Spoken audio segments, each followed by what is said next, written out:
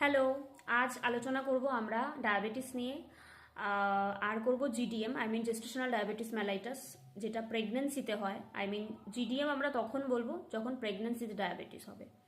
প্রেগনেন্সিতে যখন কোনো মহিলা ডায়াবেটিসের শিকার হয় তখন সেটার টার্মটা হচ্ছে জিডিএম, জেস্টেশনাল ডায়াবেটিস মেলাইটাস। আর ডায়াবেটিস, নর্মাল ডায়াবেটিস নিয়ে আমরা আলোচনা করব কোন পেশেন্ট যারা এক্সারসাইজ করছে, ঠিকঠাক ডায়েটও করছে, প্লাস ইনসুলিন চলছে, এরকম পেশেন্ট। ফাস্টিং কেমন থাকবে, পিপি কেমন থাকবে, এটা নিয়ে আলোচনা করব। অনেক ক্ষেত্রে পেশেন্টরা কি হয়, ডক্টরের কাছে জিজ্ঞেস করে, ডক্টর বলে দেয়, বা অনেক ক্ষেত্রে ডক্টর বলেও না। পেশেন্ট কনফিউজ থাকে যে কতটা কন্ট্রোল করলে আমার ঠিকঠাক, বা আমি ঠিকঠাকে আছি, কোনো ভয় নেই তাদের জন্য।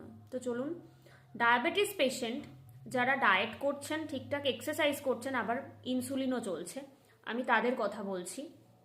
তাদের ফাস্টিং মোটামুটি 130-এর মধ্যে, আর হচ্ছে পিপি 180-এর মধ্যে। যদি 100-র মধ্যে ফাস্টিং আনতে পারেন তাহলে ওটা গুড কন্ট্রোলের মধ্যে ধরা হয়, খুব ভালো কথা। আর যাদের পাচ্ছেন না 130, সেক্ষেত্রে অনেক ক্ষেত্রে দেখা যায় পেশেন্টের কিন্তু ফ্যাটি লিভার থাকে। 130 মানে ধরে নেওয়া হয় যে পেশেন্টের ডায়াবেটিসের সাথে ফ্যাটি লিভারও আছে।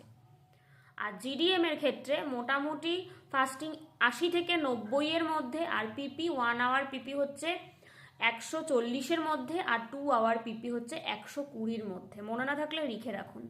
ডায়াবেটিস পেশেন্ট যারা এক্সারসাইজ করছেন, ডায়েটটাও ঠিকঠাক করছেন, আবার ইনসুলিন নিচ্ছেন, তাদের মধ্যে ফাস্টিং 130-এর মধ্যে রাখার চেষ্টা করবেন, আর পিপি 180-এর মধ্যে। ফাস্টিং 100-র মধ্যে রাখতে পারলে খুব ভালো।